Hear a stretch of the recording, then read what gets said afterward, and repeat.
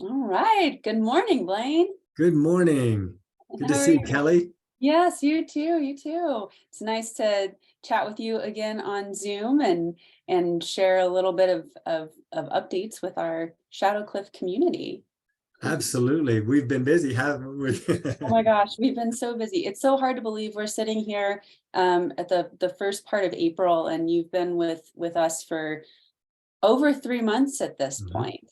mhm. Right. That's wild. It's been a very busy few months, and some really important things have happened too. Boy, there sure have been. And it's a delight to be able to share with our Shadowcliff community some of those happenings and update them and a little bit about what's coming up so that folks can anticipate engaging or re-engaging with the Shadowcliff community. You bet. Awesome. Well, let's jump into some of those cool things that have been happening.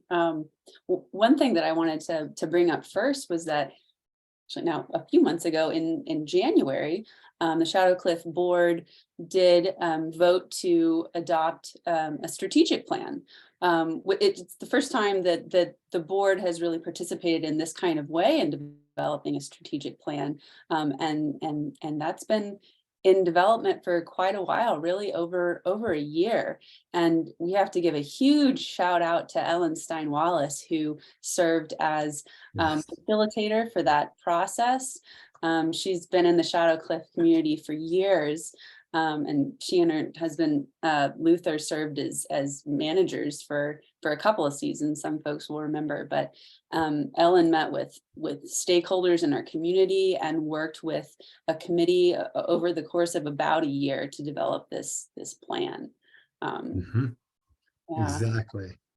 And the plan is so important because it has the pillars of financial sustainability, of hospitality, of serving within our mission, vision, and values. And it's the traction that has been developed to help us go forward, guiding us so we don't get too far off the path or too excited about one opportunity or one direction when others need attention, when others need development.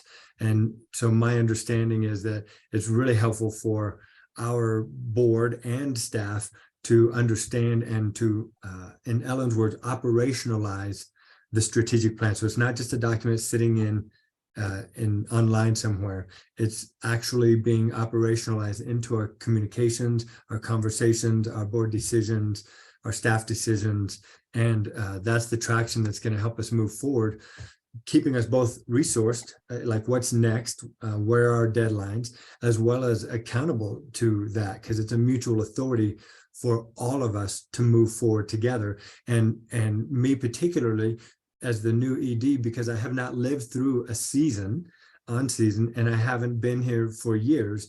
And Shadowcliff is coming out of several years of environmental catastrophe and hardship, and trying to go, okay, who are we in this post-COVID environment?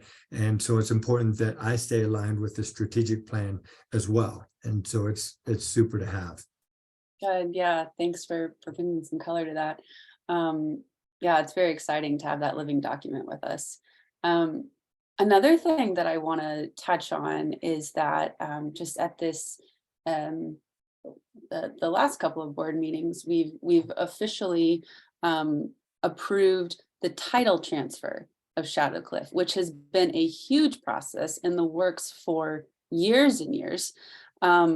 So I think many people in our community will remember that Shadowcliff as an organization has worked with Bridging the Gap, a parent organization, for a number of years. I'll let you talk more about this, but I have to give a shout out to a few people that have helped with this process along the way.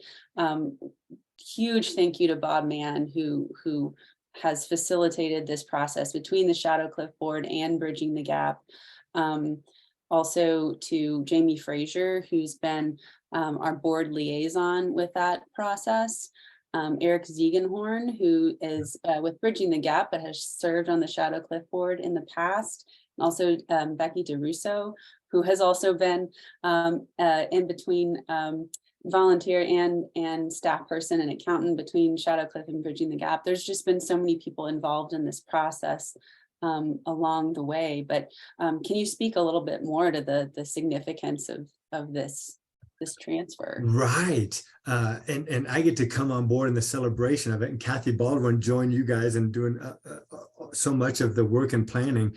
So I want to recognize my dear friend and predecessor, Kathy, as well, and the board and their diligence. Oh my gosh, to see this through in the midst of all kinds of challenges that Shadowcliff has been facing is truly an outcome that's going to serve Shadowcliff well. Because as a 501c3 nonprofit impact organization under the IRS rules about that, we have the deed now as a major asset to our organization, that the nonprofit itself has the property and building deed, and that it helps us to move forward in our at this time in our history, because we're a self-sustained organization like that. It gives us social credibility for future grantors, for future funding opportunities, to say, oh gosh, look at that. They not only do they not have a mortgage, but they have the deed to Shadowcliff in and of itself. And it just speaks to the power of the place, that the board, as Pat and Warren handed it off to the 501c3 process, and now that we are that and we have the deed, it really empowers us with a strong foundation to move forward into the next era that we're I was going to say generating, but it's almost like we're regenerating it, because it's been done in the past. We've had to go through these ups and downs and come out of them, and we're in yet another season, if you will, of doing just that. And spring is real, growth is happening, and a lot of forward movement is occurring. And this is one of the historic ways that that's happening. Yes, thank you. Thank you for summarizing that some more. It's very exciting to see this process coming to a conclusion after so long. It's a huge win. Huge win. So logistically, BTG, Bridging the Gap, has voted, and Shadowcliff board has voted. And so have you signed the official documents as the board chair yet, Kelly? My hand is metaphorically hovering over the page. Yes, it will be finished in a couple of days here. So yeah. Wow, that's official. You bet. Yeah. And we want to celebrate that. So if you would bring that up in a few minutes of how we want to celebrate that too, as a part of what's coming up, that would be really cool. Yeah, definitely. We'll talk about that in May. Over these few months, I've really enjoyed getting acquainted with a number of conversations of Shadowcliffers. I've been saying to the board, I thrive on input. I want to understand more of the pieces of the puzzle, or more appropriately, more of the complexities of our ecological conversations and participation.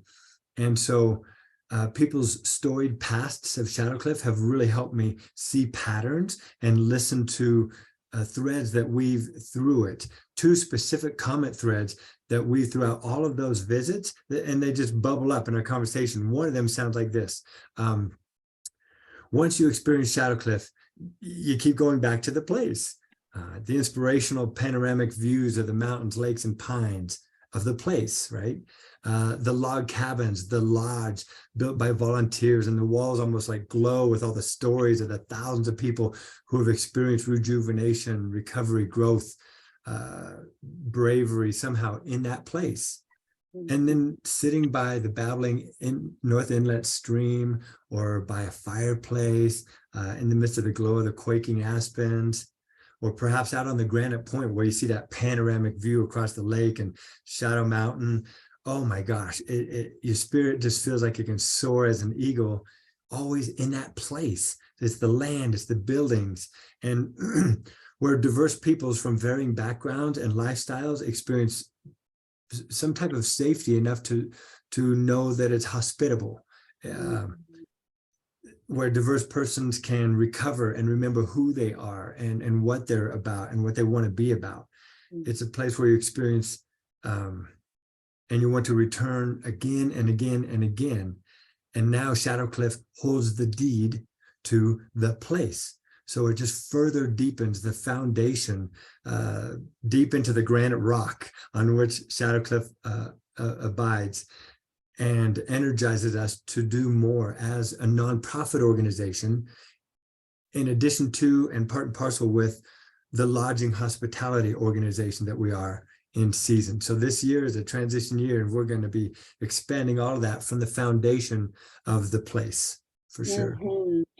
Yeah, that really resonates with me too. I mean, it's been almost 15 years since I've been finding myself coming back to Shadowcliff, and I know in Shadowcliff terms, I'm like a newbie, right? So it's amazing how people just keep coming back. I love that. I love those stories.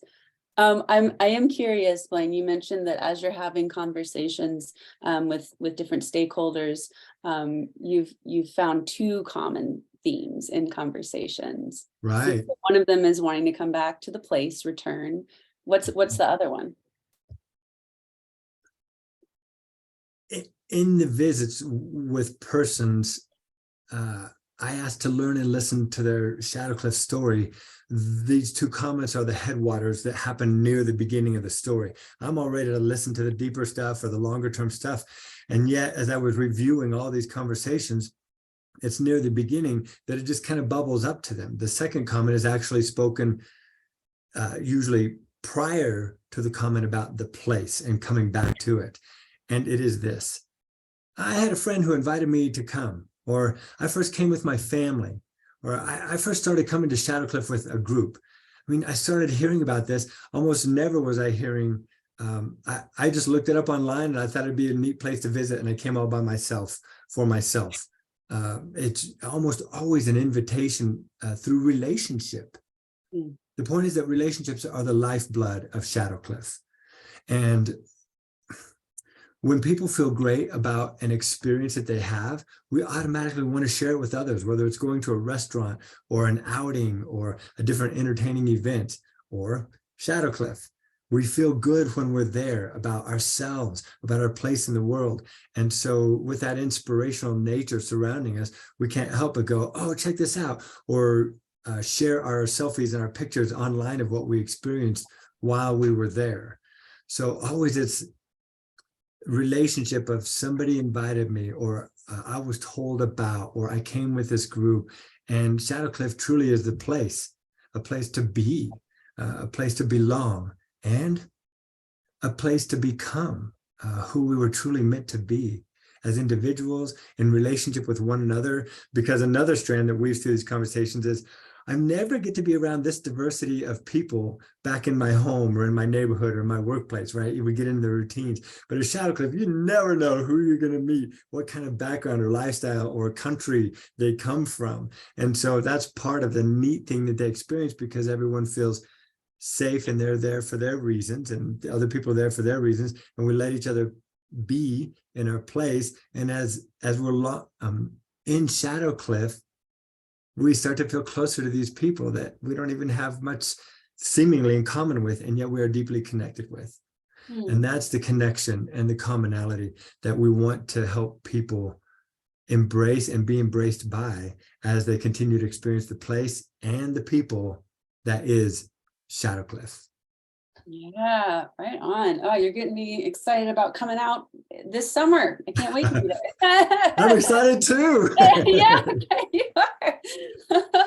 Well, I've made friends on the board and yeah. staff, and we've all been working so well and really trying to move things out of the deep winter that we've been in. And yet I haven't hugged anybody yet.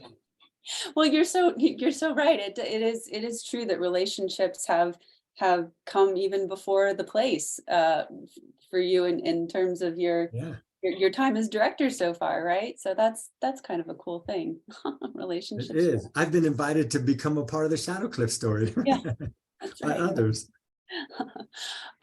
Speaking about relationships and connections, we so many people, I think at this point, have met Scott Merchant or heard from Scott as our programs and activities manager, events and activities manager, pardon me.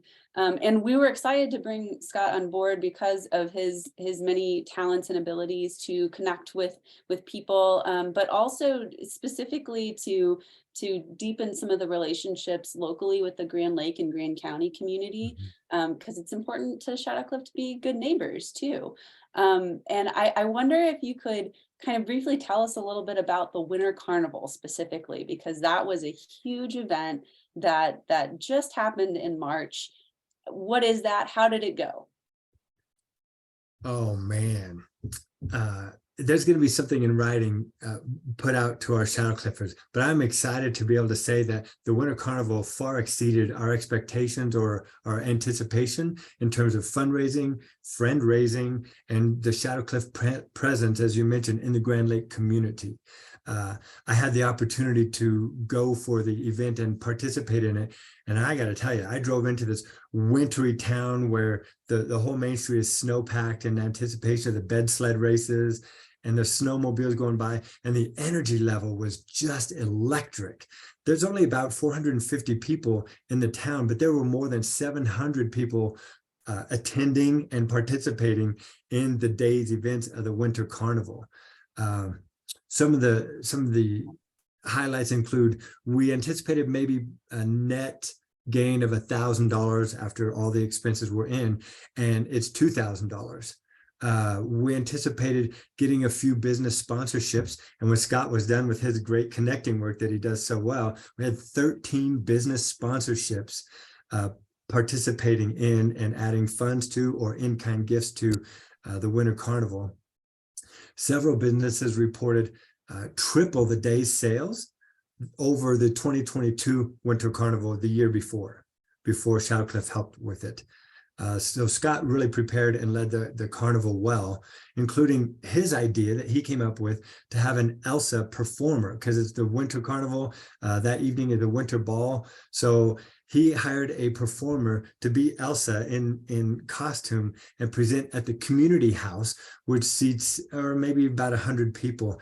It was a standing room only, Kelly. I mean, there were so many people there. He said parents and children were just packed in there, and she did a sing-along. She didn't only perform, but she did a sing-along with them, and then persons would take selfies with her afterwards.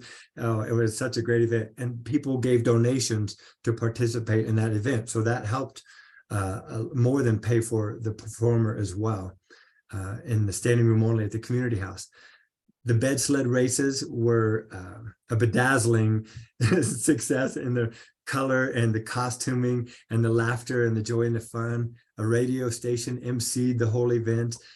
Fireworks concluded the day over Shadowcliff, over the lake, Grand Lake, and the snow. So the mountain was just lit up brilliantly. And I got to at least meet, if not get acquainted with, not only Shadowcliffers who are living there in the winter, town leaders and business leaders, and to say, put a face with them and they with Shadowcliff, in addition to Scott. Although I will tell you, Scott and I are both over 6 feet tall. We're Caucasian, dark hair with blue eyes, and my last name is Scott. So there was more than once when I was called Scott and expected to know something about the event. And I said, oh, I'm sorry, you need the other Scott. Yeah, so that was humorous and fun for us to be there, and really exciting. So if that, and not if, I believe that in Scott's role and in the community of Grand Lake, that is a preview of what's to come, both on season and next winter and things. And we really look forward to it, because the church, the government, and the town business people all participated with volunteering and joining in. Yeah. Awesome. Awesome. Thanks for sharing some of those highlights. That is super exciting to me to hear. So happy that success, and looking forward to more events. Great work, staff. Well, thank you so much, Blaine, for spending some time kind of giving a few updates on things so far. Again, a little more than 3 months in. So I know you're definitely still in the listening and learning process, but it's been so wonderful to work with you so far. From my position as board chair, I just want to say thank you so much for everything that you're doing for Shadowcliff, and bringing your leadership and skills to this community. It's been a joy so far. So it has been a joy. Thank you. Well, as we are wrapping up here, I do want to give a couple of shout outs to the month of May, which is coming up, because as people in our community are aware, May is a big hands-on volunteer time at Shadowcliff. Mhm. And we have sent out a couple of emails so far about volunteer opportunities. So both kind of early and mid-May projects, skill-based volunteer projects, and then of course volunteer weekend, which has been a tradition for a long time. That last weekend in May, Memorial Day weekend, we invite people of all skill levels and interests to come help us open up for the season. And there are both uh, Emily, our administration manager, is a point person for volunteer weekend. And then prior to volunteer weekend, some of those special skills projects, Chris Van Rokel, who's our facilities contact on the board, is kind of taking interest from folks on helping with those projects. And then I'll also say that as the board directors, we're also going to be looking for some help with certain projects that we're focused on this year. So I will also tell people to keep an eye on their emails for more information about how you could plug in remotely if you're not able to be on site but want to get involved. So there's lots of opportunities coming up. It's an exciting time. There sure is.